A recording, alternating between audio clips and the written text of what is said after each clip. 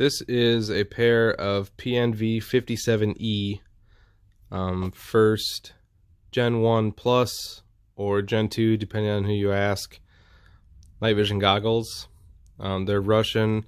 They were designed in the 80s for Afghan war Hind D helicopter pilots, and later used in the MVD for tank drivers and ground vehicle drivers. They're stereoscopic tubes, so you get decent depth perception.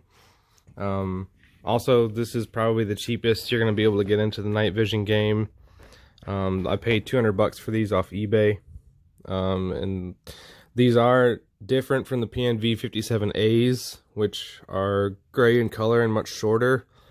Those are Gen 0 and require an IR light source, but since these are Gen 1 plus Gen 2, they don't require an IR light source. I've got them mounted to a Narotos Rhino with a 3D printed mount. I have the files for that mount if anybody's interested. Just say in the comments that you're interested in the mount files and I can email them to you if you send me an email.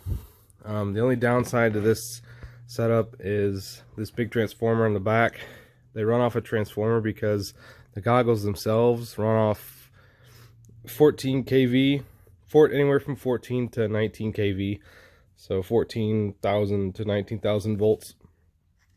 And this transformer runs off of anything from 3 to 30 volts. Right now I've got it running on a 9-volt battery, and that seems to work pretty good. I need to come up with a better mounting solution, but for now, for testing purposes, it's just zip tied onto my arc rails. And like I said, it's just a Narotos Rhino arm that it mounts into, which is pretty nice. But if I had a better system for the transformer, I could just take this whole thing off as one piece and have my helmet to just be by itself if I ever needed. It just clips back in there like that, and then comes down for use. Pretty decent setup. The mount, 3D printed mount, is pretty sturdy. It's supposed to use screws that go through and bite into the top part of the mount, but I decided to use bolts and nuts instead. Made me feel a little bit better about hanging my night vision goggles off of instead of just trusting the plastic to hold it. So here they are mounted on my head, and then this Rhino arm, they just come down like that. Super simple. They sit pretty close to your face, but that's just how I've got mine set up. You can change that with the Rhino mount. And then, as you can see, the transformer does stick off in the back a little bit, but it's you know, it's a pretty cheap setup just for a hobbyist level, I guess. I wouldn't actually want to use this in combat, but I mean, you probably could if you had to. I'm going to take you outside with them and then show you how they actually perform in the dark.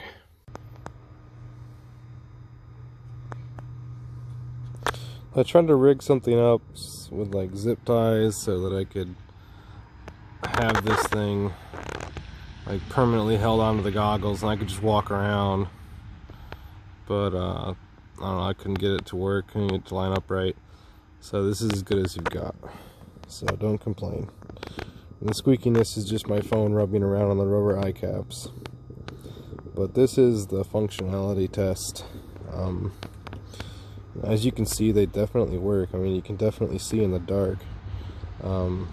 There is a pretty bad fisheye, you know, that you're not going to have on Gen 2 Plus, Gen 3, Gen 3 Plus optics. But I mean, for $500, this is pretty hard to beat. I mean, look at those stars. That's just so cool. Like, I want to go lay in a field and just look at stars all night with these things. But yeah, I'm going to do some walking around to kind of show you the, I don't know, practicality of these things. You know, they aren't auto gated, which is, you know, they aren't auto gated. They don't have auto dimming and all the fancy stuff like Gen 2 Plus, Gen 3 Plus optics are going to have. You You know, but they're not bad for $500 or $200 or well, I got mine broken for $200, but anywhere from $500 to $200 you can get a decent set. Don't pay over $500 though, because there's some Russian sellers on eBay that are charging like $1,000 for these, and these are not worth $1,000. But yeah, some lights come through as insanely bright, which is kind of annoying. But yeah, these are the PNV57E night vision goggles.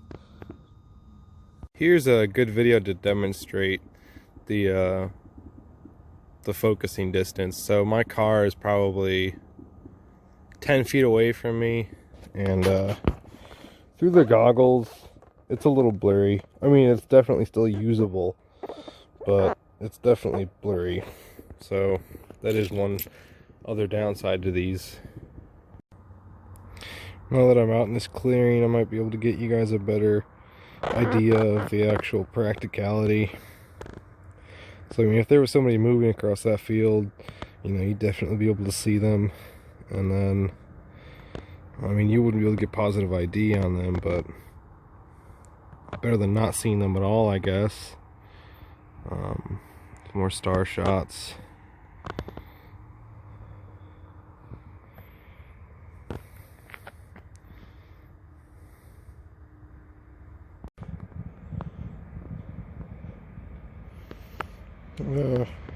So I just got to my mailbox, and I don't know if you can see it, but there's two people by that trailer.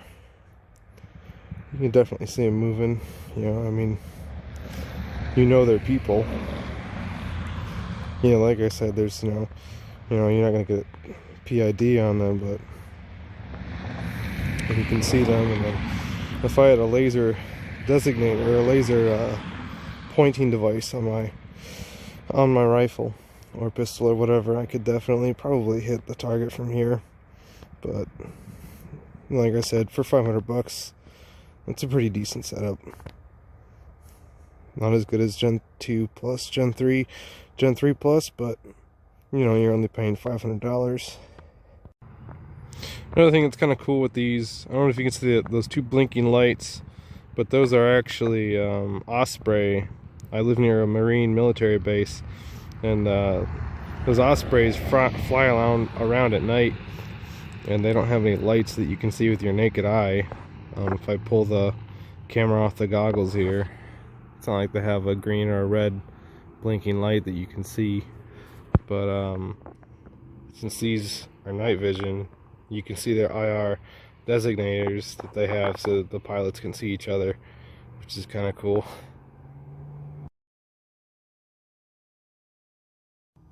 And the stars just look incredible through this thing. I mean, you can't see this with your naked eye at all.